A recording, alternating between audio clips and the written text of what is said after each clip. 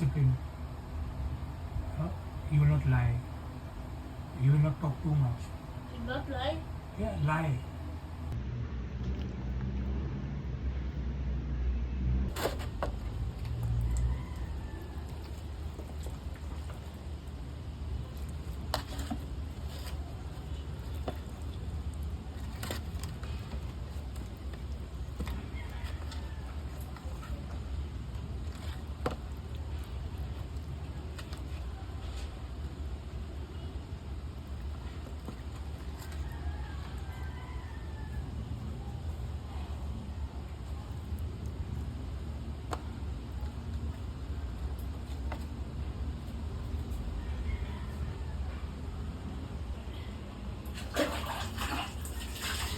Si Aiza. Ang taam-taam product. Ano to? Yung... Okay na, thank you. Talaga. You know that I was opening it, then now only you gave me the scissor? Pag ito na. Yan ang ating simpleng Iftar. iftar for today. Ay, ito na naman yung hindi nag-fasting. Inauuna na naman eh. Not good, yeah. Hindi Is mo it na. sweet? The melon is sweet? At least may tagitikim tayo. Ang sweet ng watermelon. No, how about the melon juice? Siya yung tagatikim. Kasi, Guys, ang sarap! Hindi ako nag-fasting ngayon dahil ang alam ko, ano May pasok. Actually, may pasok kaso sinuspended na lang. kasi mainit ang panahon. Nakakainis. Dapat nag-fasting na lang ako eh. Inshallah, inshallah. Inshallah. Kapag walang bukas. kapag may pasok. Oh. Alright. Amiga, kuha din ako! Oh, Anong gagawin mo? fasting syempre! Ay, wag na sa skulahan. Wag na sa Dapat fasting sa'yo isang buong buwan straight. Para wala kang lakas.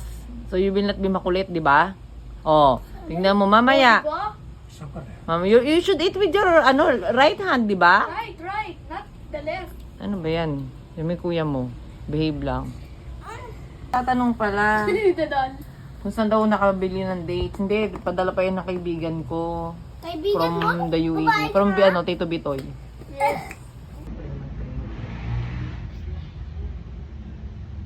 Rehan? Ano you like this?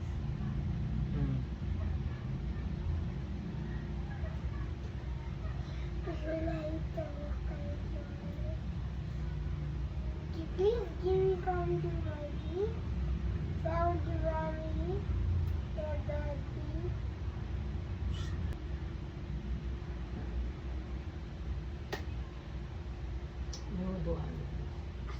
You put it in his mouth? It was spicy. He cried. He cried. I'm sure. Hindi. No, He was hiding. Behind the curtain. Hindi, kinakad ko tapos nilagay ko ulit sa plate, tapos Oh. uminom ako ng tubig. Wow! my mom's phone. Let's get down!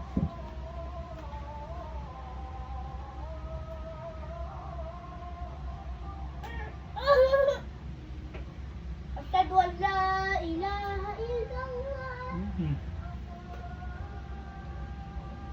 Ano?